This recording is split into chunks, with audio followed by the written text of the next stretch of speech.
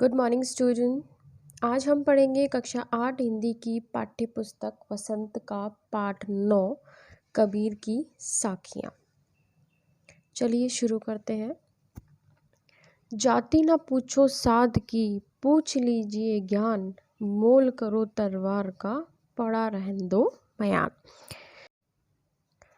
यहाँ पर साध का अर्थ है साधु, तरवार अर्थात तलवार। कबीरदास जी इसमें कह रहे हैं कि कभी भी जो साधु होते हैं उनसे उनकी जाति नहीं पूछनी चाहिए, बल्कि ये पूछना चाहिए कि उनके पास परमात्मा का ज्ञान कितना है। आगे कबीरदास जी उदाहरण देते हुए कहते हैं कि कभी भी जब हम तलवार लेने जाते हैं तो उसकी मयान को नहीं देखा जाता है, बल्कि तलवार की धार को देखा जाता है। तलवार की धार को देख के उसको खरीदा जाता है, वो किस मयान में रखी हुई है और कैसे मयान में रखी हुई है, इससे कोई भी मतलब नहीं होता है।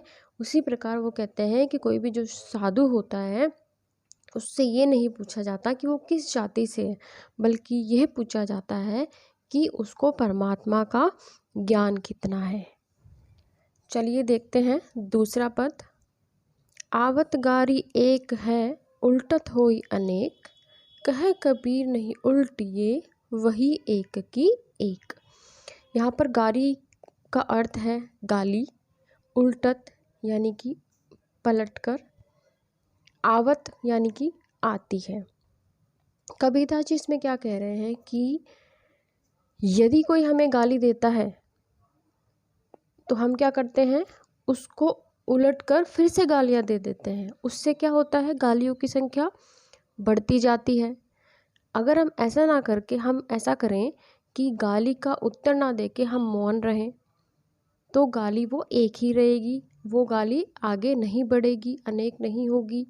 कहने का तात्पर्य कबीरदास जी का ये है कि हमें कभी भी बुराई और बुरी बात को बढ़ावा नहीं देना चाहिए, क्योंकि आप जितनी बुराई करोगे वो बुराइयां बढ़ती ही रहती हैं, बल्कि कम नहीं होती हैं।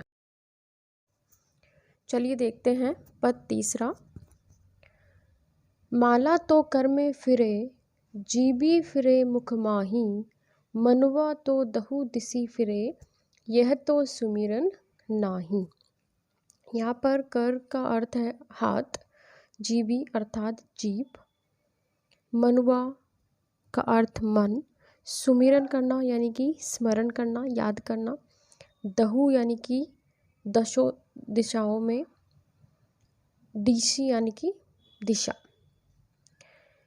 कबीरदास जी क्या कह रहे हैं यहाँ पर कि माला तो हाथ में फिरती है। जब भी हम ईश्वर का स्मरण करते हैं, भगवान की पूजा करते हैं, तो क्या करते हैं, हम हाथ में माला फेरते रहते हैं और मुंह से भगवान के नाम का स्मरण करते रहते हैं। तो कबीरदास जी कह रहे हैं कि माला को तो हाथ से घुमाते रहते हैं और जीभ से भगवान का स्मरण करते रहते हैं, यानी कि मंत्रों को बोलते रहते हैं, किंतु मनुष्य का जो मन है वो संसार में ही लगा रहता है, यानी कि दशों दिशाओं में वो घूमता रहता है, वो स्थिर नहीं रहता है।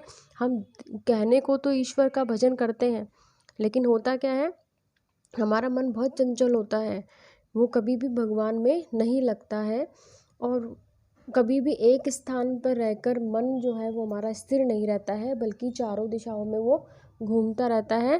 तो ऐसा करना क्या होता है, भगवान का स्मरण करना नहीं होता है। वो लोग जो इस तरीके का काम करते हैं वो क्या करते हैं, भगवान के नाम का केवल दिखावा कर रहे हैं, वो भगवान का नाम नहीं ले रहे हैं, बल्कि लोगों को दिखा रहे हैं कि हम भगवान का स्मरण कर रहे हैं, लेकिन वास्तव में वो कर क्या रहे हैं, केवल दिखाने के लिए हाथ से माला फेर रहे हैं और मुंह में भगवान के नाम का स्मरण कर रहे हैं, लेकिन उनका मन जो है वो चारों दिशाओं में घूम रहा है। पद 4।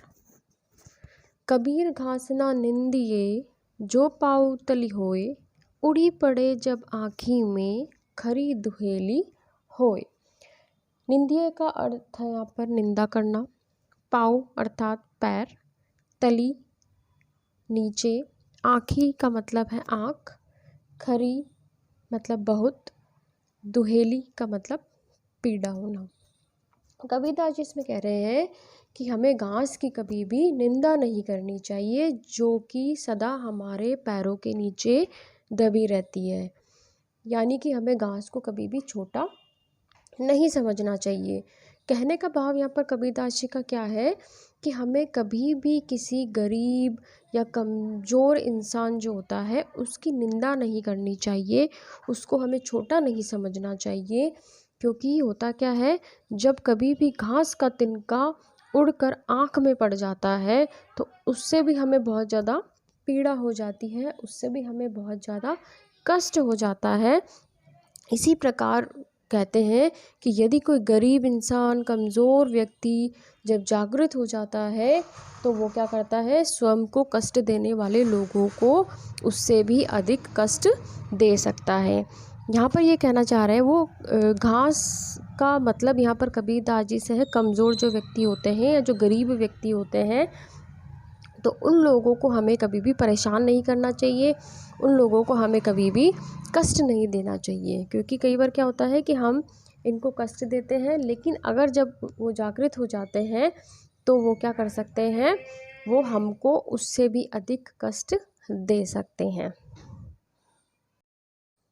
चलिए देखते हैं पद 5। जग में बैरी कोई नहीं, जो मन शीतल होए, या आपा को डारी दे, दया करे सब कोई। जग का अर्थ है यहाँ पर संसार, बैरी अर्थात शत्रु, शीतल यानी ठंडा, आपा यानी कि होता है गुस्सा, अहंकार, डारी यानी कि त्यागना, कोई यानी कि कोई। कबीरदास जी यहाँ पे क्या कह रहे हैं कि अगर जिस व्यक्ति का मन शीतल होता है यानी कि शांत होता है, निर्मल होता है, ऐसे व्यक्ति का संसार में कोई भी शत्रु नहीं हो सकता है। इसीलिए हमें क्या करना चाहिए, अपने जो अहंकार होता है, अपना जो घमंड है यानी कि आपा, उसको त्याग देना चाहिए। और अहंकार को त्याग कर क्या करना चाहिए, अपने मन से जितने भी छल कपट है उसको निकाल देना चाहिए।